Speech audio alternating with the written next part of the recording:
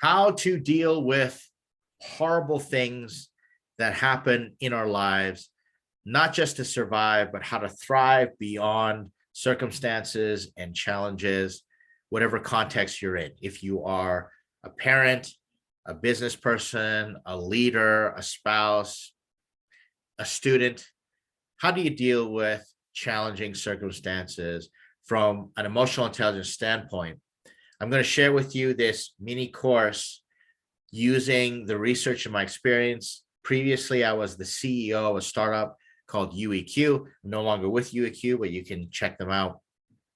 And UEQ worked with neurogamification of brain science for social emotional learning, emotional intelligence.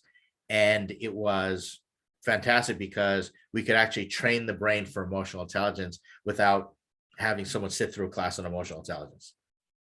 I'm going to show you the things that I've learned. You might recognize these frameworks from other things such as power versus force, human vibratory frequencies. I've studied how human emotions affect the brain and our performance insofar as performance psychology. I'm going to be transparent with some struggles that I'm going through, but what it boils down to is how do we survive, emotionally speaking, some of these things that have happened and then move on to thriving. I don't think anybody's going to argue with me if I said it hasn't been a banner few years for humanity, all the way from the pandemic and the lockdowns and the different responses by different groups of people and what's happened to our economy. Right now, we're in the middle of a recession. Things are happening. And then this sequence of tragedies that are occurring as people are struggling with their mental health, suicide, just overdose, everything like that, just at an all-time high. Social media is going crazy. Outrage in the media, all that clickbaity stuff. It's hard. It's really hard to navigate. I myself am going through a situation, and it's just exacerbated by the tragedies that have happened with school shootings recently, shootings in general, but I never expected things to be this hard when it came to a particular family situation, dealing with parenting. I am emotionally, I'm just not prepared. I don't think anybody is prepared. I've had psychologists, psychiatrists, counselors tell me, Ed, you're never going to be prepared for this. But I genuinely thought that I could be prepared for what's going on, and it has not worked out this way.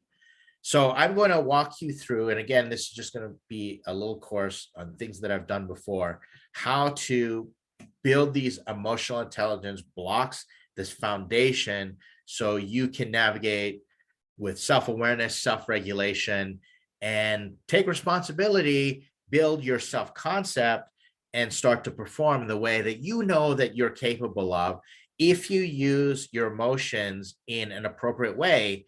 And some definitions of emotional intelligence say emotional intelligence is all about not letting your emotions get in your way, work against you, working with your emotions versus having them work against you.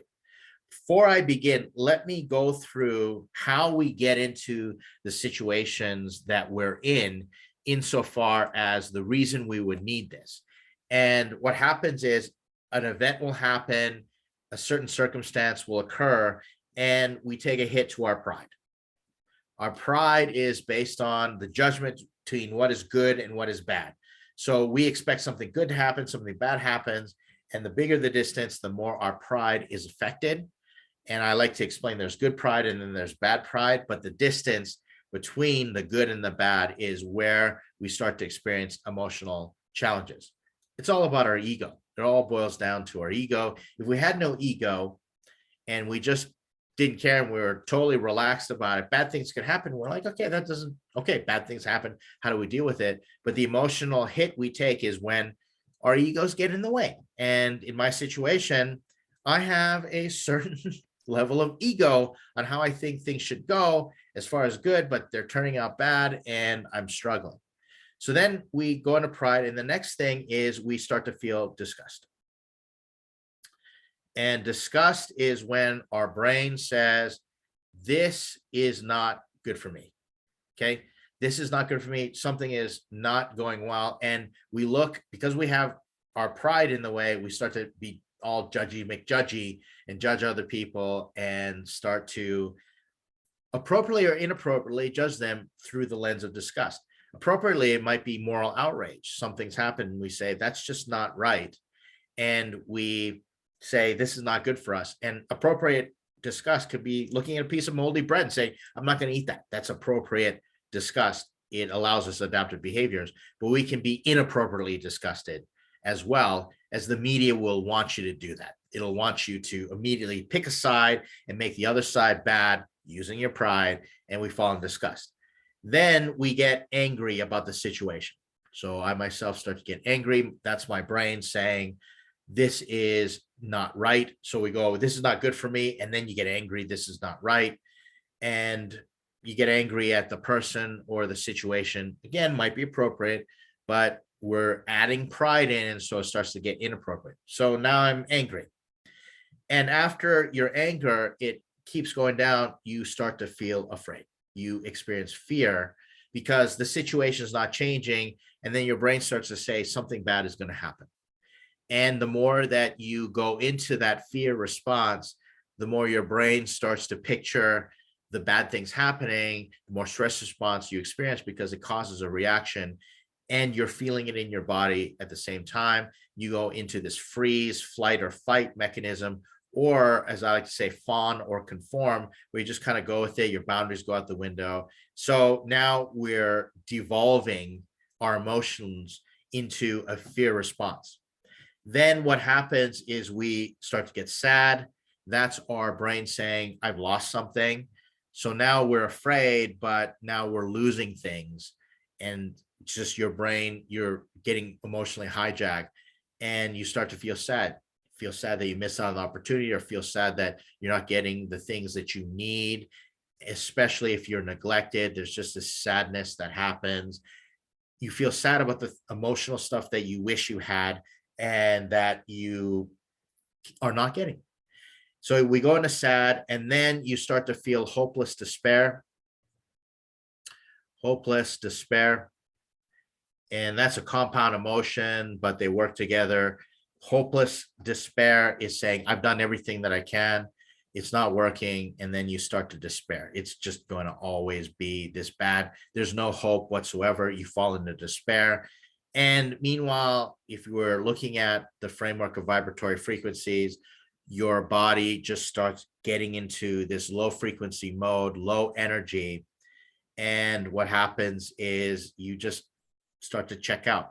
This is where apathy starts to fit in, where you say, you know what? I've seen this in teens. They get apathetic and then they get nihilistic, and they say there's no point. The existential crisis is taking over. They're afraid, they're sad. And then what's the point in trying? I'm just going to check out. And then finally, it's shame. Then we start to feel bad about ourselves because we think we are bad or we're doing bad things. And you are at the lowest level of frequency. And then beyond that, they say that you can't go any lower, you're dead. And shame is such a powerful emotion, traps you in there. And if someone experiences enough shame, they have this self-concept that I feel bad or I want to hide because I am a bad person. For example, I've seen situations where it's common culturally for people to say, why don't you just kill yourself? When are you going to kill yourself? And I've seen it on Twitter, and that person actually takes that to heart because they're experiencing shame. And if you're shameful enough and you want to hide because you think you're bad, you're going to hide yourself permanently. And this is where horrific things start to happen. So when you see someone go to these extremes, it's because they're just not regulating the shame, and they fall into the cycle and say, I'm already bad, I'm already done it, I might as well, there's no hope, I'm just going to go dive right into it. And you get into cycles of self-harm, and just unfortunately, it's a coping mechanism for shame, as a psychiatrist told my son the other day, saying, you know, these days in culture, people are using self-harm, suicide ideation to cope with shame. She didn't say it exactly like that, but that's what I took from understanding the research. Now, I'm not a trained psychologist, psychiatrist, a doctor, or in anything like that, but I have learned enough and experienced enough to apply this from an executive coaching or life coaching, if you will, practice. So that's how we get into these emotions, and we get trapped in these emotions, and it's tough. And I'll just be transparent in confession. I feel a certain amount of shame because I think a lot of the problems that are happening in my family are my fault. I should hide because I'm doing a really, really crappy job as a father. I'm just a shitty dad, or the cycles that go through my mind. And it's tough. And I don't want to talk about it. I don't want to share with people. I want to just be happy go lucky, and I want to hide and put on this mask. So how do I deal with this sort of thing? And you might be in the same situation when it comes to business. I see a lot of this with founders when I'm advising startups. They deal with founder shame. I've let the investors down. I'm losing the money. I got to close the startup. I was known in the community or in my city as this startup founder. What am I going to do if this whole thing shuts down? Well, what are we going to do? Well, the key is not to wallow in the shame and to work through it in an appropriate fashion. But the first secret is, as I'm going to show you, courage. And so we're going to take this one step at a time. The first step is to do something courageous. And the studies show that the emotion of courage is the one emotion that can flip the switch between all your pride, your ego, and all the way down to shame, and can snap you out of it. Snap you out of it. It's not just smile, turn that frown upside down. It's not those things. You actually have to have the courage to smile and do that stuff. So in any situation, I want to break down, I'm going to ask myself, what does courage look like? And if I can break this down into just one little mini step, maybe courage looks like coming clean and confessing to someone. For example, in many situations when I'm dealing with shame and I just want to hide, my first step of courage is to go come clean with my wife and just tell her, I am afraid. I feel afraid about this. I feel like a big fat failure here. And that's courage. Maybe it's just taking the first step. For example, taking the first step to go see someone to get help and have an open conversation, or ask a question that might make you look really bad, might make you feel really bad. But what does that courage look like? And it's different for everybody. So I'll ask the question, if you could take one step, the first step, what's a courageous step? And it has to be courageous. Maybe the courage is, I'm just going to let this go for a day. One of the things I'm working on right now, I'm going to have the courage not to take myself so seriously.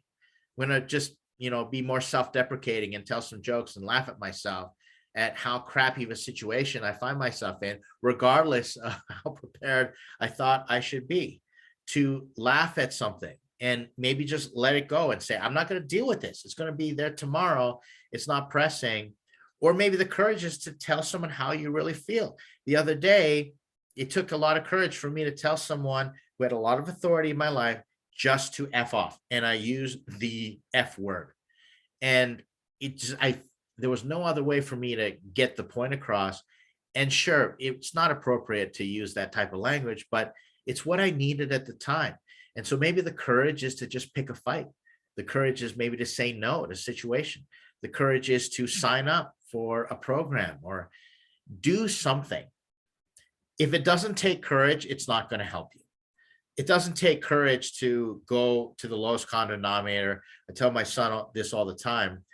He thinks it's courageous to go and get people on his side and go in his echo chamber and just get everybody agreeing with him. I said, it doesn't take courage to do that. It takes courage to say something contrarian to what everybody else says, to challenge the situation that has you in this funk and say, this might be an unpopular opinion. This is how I really feel right now. I'm just going to come clean. That's what courage might look like. If it doesn't take courage, this is not going to help. It's not the building block. And that's what we want to continually practice and look for. What does courage look like, and challenge ourselves. And at this moment, coaching can really help to have someone reflect back to you and say, is that really courageous? You seem to do that pretty easily. What would be courageous for you to do? Like I said, maybe saying no, and someone can challenge me and say, Ed, you say no to that stuff all the time. What are you really always saying yes to? And what's the no that is laced and backed and undergirded and powered by courage? That's the first step. And it's amazing what happens in your brain when you say, what's the courageous thing? Anytime you find yourself, the ego gets bruised and you find yourself stuck in anger, disgust, all those things, hopeless despair, ask yourself, what does courage look like? And then we can start building all the other steps. So that's the first thing. I don't want to totally go all the way, because I find that it can get too complicated and this system starts to get a little too cumbersome for people to do. If you just start one step at a time, that's the reason I'm using these blocks sort of as steps for a metaphor. Start with courage, understand what happens with us. Horrific things are going to happen. That is the one assurance that we have in life, that things are constantly going to change and they're always going to turn out crappier than usually we expect. So the first thing to do is to get into this sort of zero, level out, flip up from these inappropriate emotions into something appropriate that requires courage. First step, stick around. I'm going to release one of these every week, and hopefully you'll stick around, putting them all in a playlist so you can start to do them together. But for the week, practice, what does courage look like? Practice asking that, and then taking one small step, one action step to practice that courage. And we will continue working through. Let me know if you have any thoughts or comments or questions. We're going to do this together.